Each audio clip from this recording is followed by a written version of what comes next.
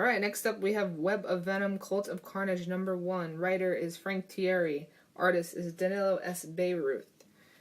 Andres Mostad is the colors, and BC's Clayton Cowles is the letterer. So this book starts off with Misty Knight in the car looking for her partner, John Jameson, aka Manwolf, in Doverton, Colorado. Which, just a little backstory for you guys. The town of Doverton, Colorado was previously taken over by Carnage. This was covered in Carnage USA, which was done by Zeb Wells and Clayton Crane. And because of this, this book has actually spiked this week to get Carnage USA, which was once a $1 book.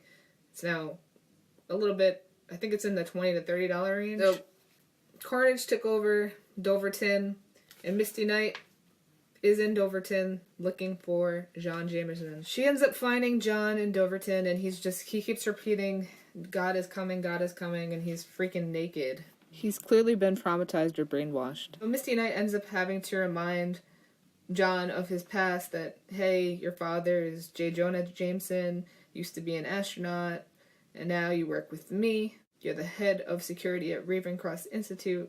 And that's in fact where he actually met up with Carnage, and that's why he was sent to Doverton. And Misty essentially explains that Cassidy, took over the town. The Avengers came and he took them over. Basically explains the backstory to him, and then she's like, is any of this starting to ring a bell? And then he says, it's starting to, and then it flashes back to 2 days earlier where he meets ex-sheriff Eric Morrell, who actually lost his daughter from Carnage. He apparently tried to get into contact with Spidey once he found empty coffins in a graveyard, and the corpses' spines have been ripped out.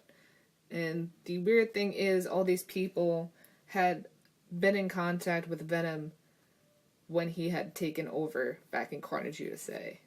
And just in case it couldn't get any more darker, you find out that Eric actually found his daughter Stephanie like this and actually reburied her.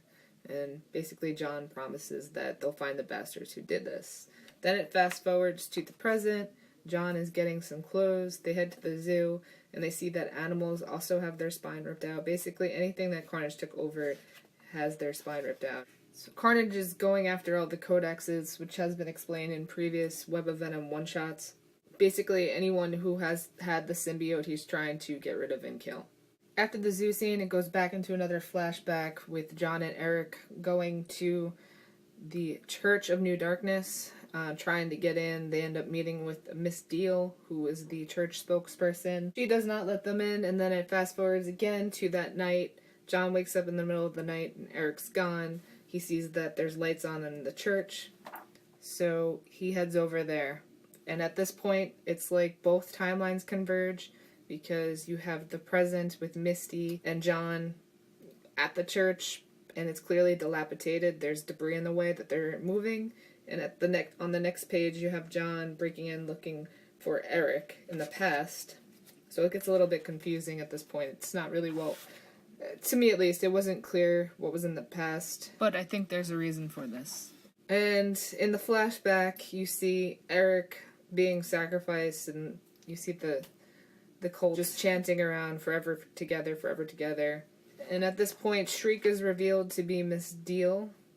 The symbiote infects Eric. This causes John to turn into the Man-Wolf, and this is exactly what Carnage wants, because then the symbiote infects the Man-Wolf. Then it flashes back to the present. Misty and John are able to get in, and they find all of the worshippers dead. It's very creepy and sinister.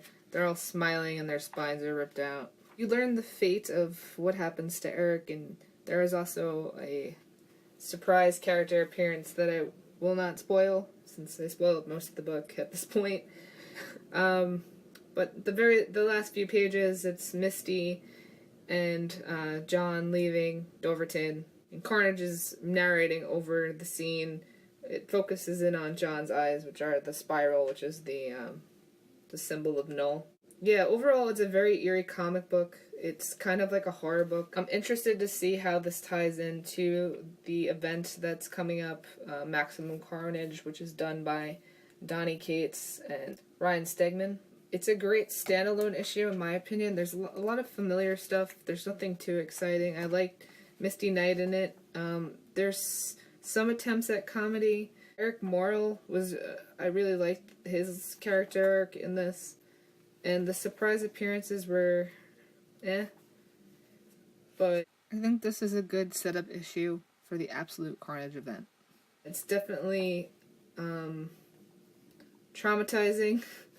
I like the art. I see a lot of people had issues with it. I don't have any issues. I think overall this is a very solid book. If you're a fan of Carnage, definitely pick it up.